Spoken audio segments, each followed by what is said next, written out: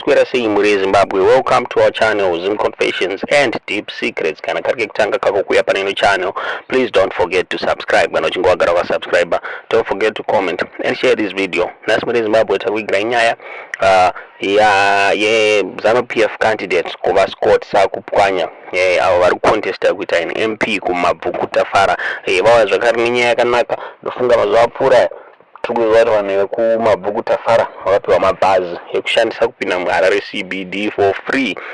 This time vaScott vauya vakaofa mamwe maservices, vaisa 3 MaAmbulance muri Zimbabwe kunzvimbo yemabvuku tafara, vaisa 3 MaAmbulance uyezve vapromisa vakati mazuva ari kuuya vachaunza madoctors avachange vachibhadhara ivo nemari yavo inobva muhomwe mavo. Gari mumabvuku vange vachirapwa mahara muri Zimbabwe.